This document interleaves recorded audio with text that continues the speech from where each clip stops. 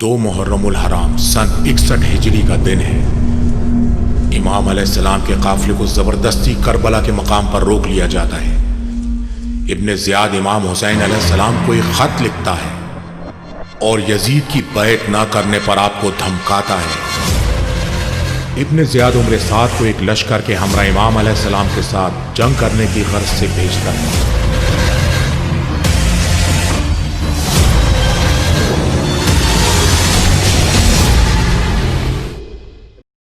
نظر غیر سے مطالعہ کریں تو معلوم ہوتا ہے کہ امام علیہ السلام کی تحریک ایک ہجرت تھی۔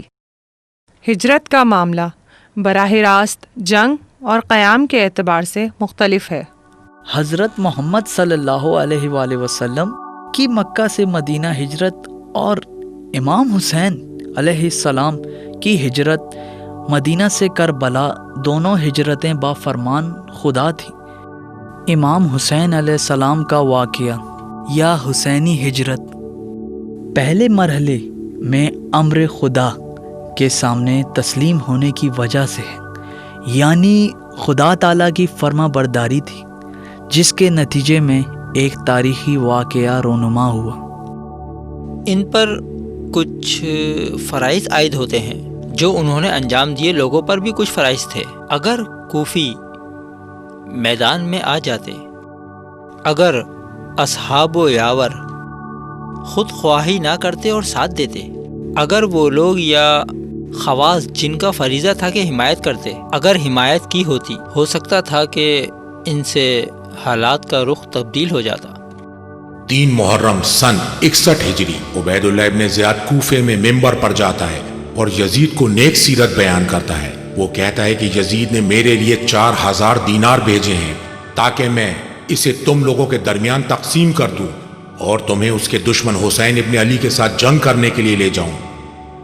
کوفے کے دکاندار اور مکینوں میں سے ہر ایک 100 دینار انعام وصول کرتا ہے اور امام حسین علیہ السلام کے ساتھ جنگ لڑنے کے لیے تیار ہو جاتا ہے۔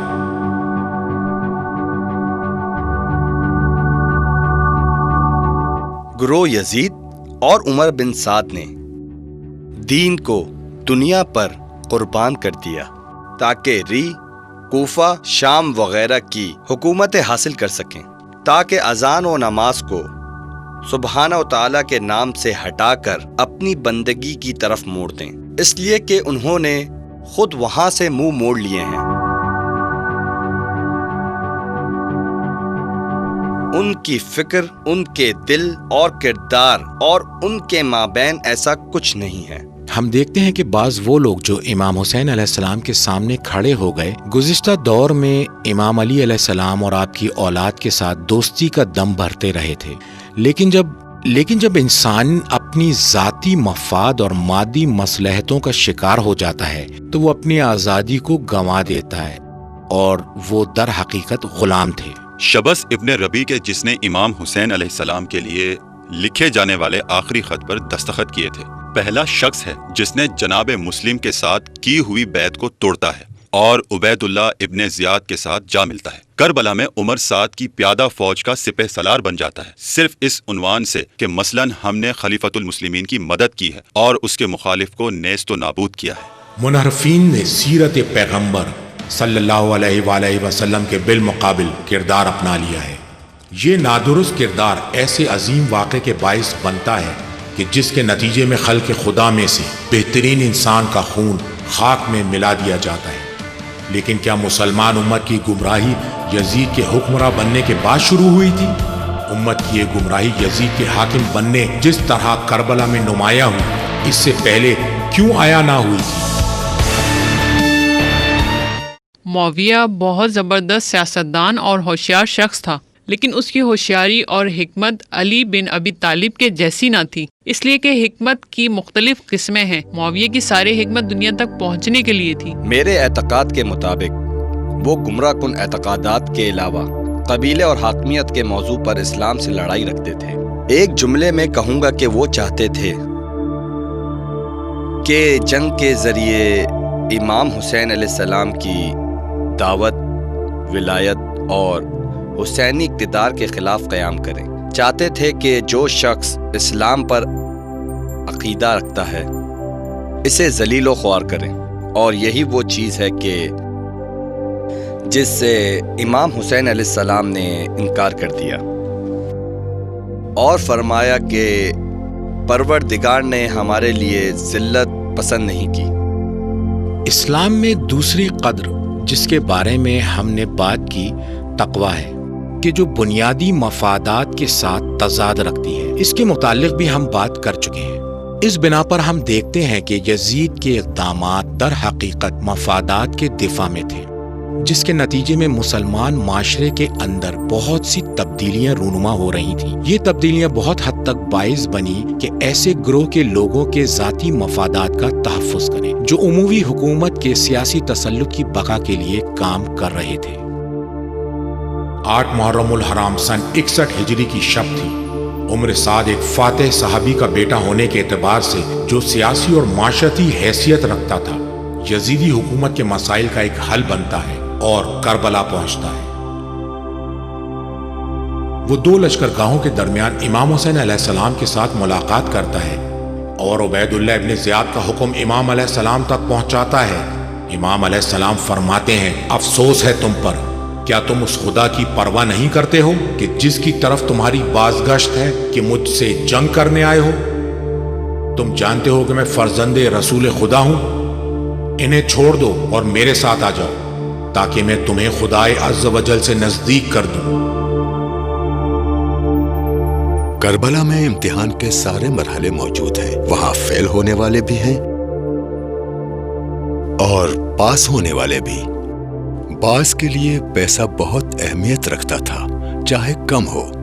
خدا رحمت کرے آیت اللہ شہید مطہری پر کہ ایک مرتبہ انہوں نے آج اور اس دور کی قیمت کے لحاظ سے حساب کیا کہ کربلا میں کتنا پیسہ دیا گیا۔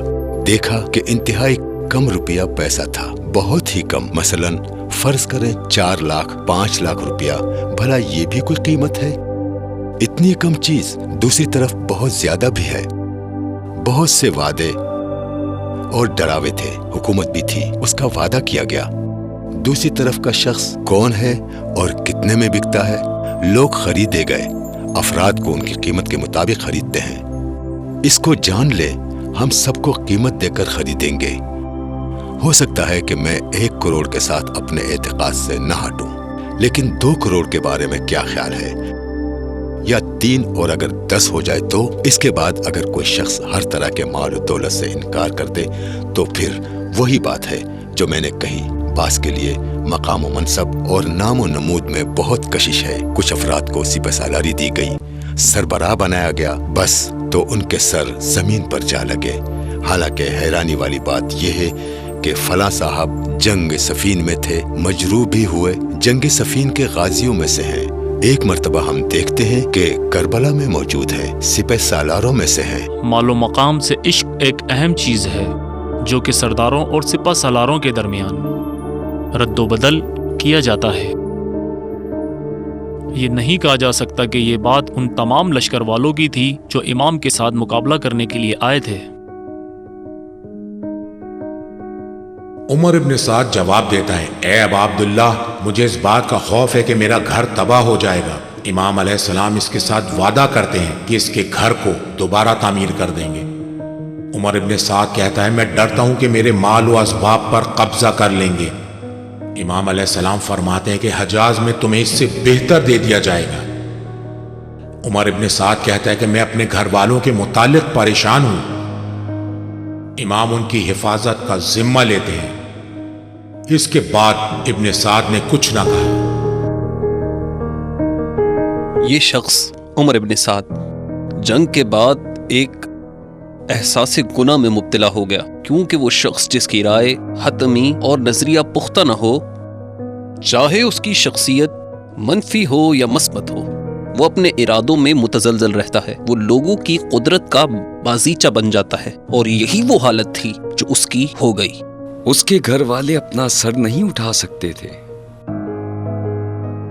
بری شہرت شہید کے نام کو گلی کوچوں میں، ان کے محلے یا شہر کی سڑک پر نہیں لکھتے۔ وہ چیز جو ان کے لیے رہ گئی ایک بدنامی تھی جو ہمیشہ کے لیے تھی۔ عمر سعد حواس باختہ اور تردید کی حالت میں اپنی لشکرگاہ میں واپس چلا گیا۔ عبید اللہ کو ایک خط میں لکھتا ہے کہ حسین ابن علی راضی ہے کہ جہاں سے آیا ہے واپس چلا جائے۔ شمر عبید اللہ کو عمر سعد اور امام حسین علیہ السلام کے درمیان ہونے والی گفتگو سے باخبر کرتا ہے۔ عبید اللہ شمر کے جواب میں خط ارسال کرتا ہے جس میں تحریر تھا کہ ابن سعد کو علی ابن ابی طالب کے بیٹے کے سامنے ڈٹ جانے پر اکساؤ، اگر وہ نہیں مانتا تو تم لشکر کی سپہ سالار کی حیثیت سے کمانڈ سنبھال لو، حسین ابن علی کو قتل کرو اور اس کا سر کاٹ کر میرے لیے بھیج دو۔ شمر امام حسین علیہ السلام کے خیمے تک آتا ہے اور اونچی آواز میں ام البنین کے بیٹوں کو، جن میں حضرت عباس علمدار سب سے بڑے تھے، کو للکارتا ہے، لیکن ادھر سے کوئی جواب نہیں آتا۔